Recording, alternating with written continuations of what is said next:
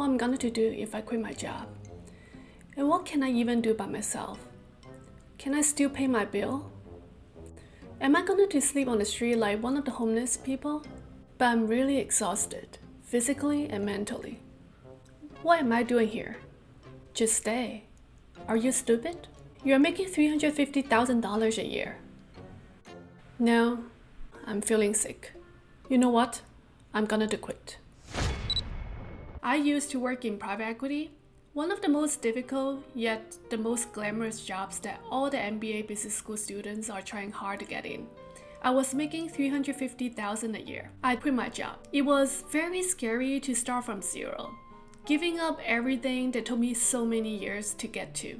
People say I was stupid as I gave up everything that many people are dreaming of. And now doing YouTube and being laughed at? This video is very difficult for me to make because it triggers a lot of my reflection, and I'm finally making it after more than a year because I want to share with you what I've learned and reflect upon my experiences. If you're feeling stuck, tired, or lost, I hope this sharing will give you some courage in your life. If you can hit the like button and subscribe, I would really appreciate it. Having attended some of the best schools, such as Ivy League schools and one of the top 3 MBA schools in the world, I came out of school with 3 degrees and 300,000 student loans. Because of all these heavy student loans that we have, being able to pay off student loans as soon as possible and progress in career as fast as possible are really every graduate's dreams. And after many years, I was luckily able to pay off all the $300,000 by myself without anyone's help. My parents were finally so proud of me not having to live in debt and could finally tell their friends that their daughter was making $350,000 a year. I felt so bad having to take that away from them. Although I became financially independent from my family ever since college, I was in huge debt coming out of schools. My minimalist lifestyle really dated back to my poor student life in the early days. Sometimes it made me feel like why I got punished with so many debts just because I was able to get into all the best schools. Really, after a decade-long effort, I finally get to where I was. I was very grateful that not only did my job pay me $350,000 a year, but I also live in a very glamorous lifestyle. I was staying in Ritz-Carlton and all the 5-star luxury hotel every day, and I was taking Singapore Airline business class flights for all my business trips. But glamorous lifestyle never comes easy. My health was deteriorating. I was working 80 hours a week, and often I had to order a room service meal at 1 a.m. and I was still working in the office during holiday. And I was having fever, but I still had to finish my proposal in the hotel on the weekend. And then I needed to take the first flight out the next day to another city to negotiate the deals. One day I was very sick and I really couldn't take the red-eye flight out to Australia because I couldn't sleep well on the plane and I had to go straight to the morning meeting from the airport. So I asked if I can take the Monday flight instead of the Sunday night. One of the big bosses said to me, "What do you think we pay you the business class flight for?" That was the first warning for me. I never realized how important health was until I actually worked 80 hours a week. You may see people live glamorously. Unless they inherit it from their family, you can't really imagine what the behind the scene would look like.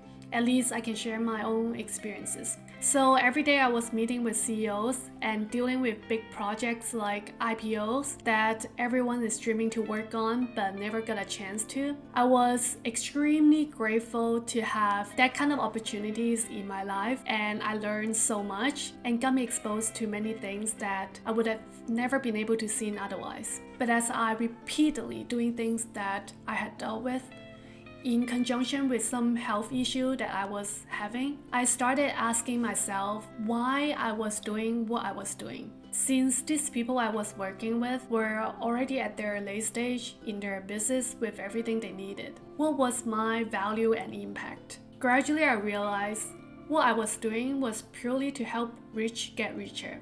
I spend a lot of time working on things that are not impactful on anything or anybody, but only the rich people. So that was the second warning for me.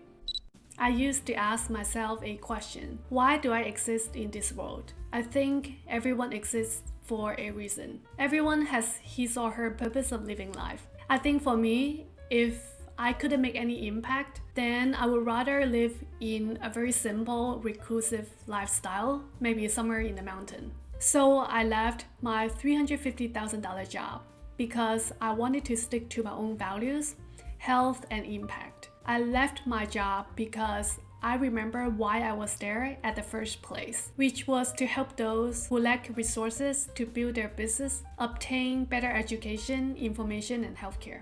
I know it was very scary just thinking about all the uncertainties that I'm facing, but I would be even more scared of living my life so tightly every day against my personal values. So fast forward, what have I done since? I created KK Advisory to help entrepreneurs and founders grow when they still have very limited resources and invest in them. I started kksuccess.com and offer coaching to help people get their dream career, apply for their dream schools, and coach people on mindset and inspire them to see things in different perspectives so that they can live the life that they want. I also started my YouTube channel and spent 50 hours on each video because I wanted to share my learnings and philosophy, script and present them in a structured way, hoping that I can make an influence on scale in the future, and also I can learn some social media skill. Many people laughed at me and say YouTube is not professional. It's very tough to operate a YouTube channel with limited time and budget. So if you want to support my channel and receive bonus contents, do join my Patreon fan club. And I also published my book 1 Million Miles to talk about my stories and my world experiences. And I didn't forget about my purpose and volunteered in many developing countries. Now, I didn't create any multi-million dollars company, but at least luckily I got featured by Straits Times and NBC. Am I working less after quit my job? Nope. I'm actually working even more hours, but I have my own purpose. I've got so many messages from you guys telling me how my videos and books have inspired them so much in life. I think all of you guys have told me that I've chosen the right path. I hope my story gives you some courage to do things that you want to do. Maybe you have hesitated for a while because you're afraid to fail, to be laughed at, or just procrastinate. If I can be of help, please join my coaching at kksuccess.com. Just remember this, we only live once. Would you rather be afraid of failing or regret not trying? I'll leave it here. See you next week.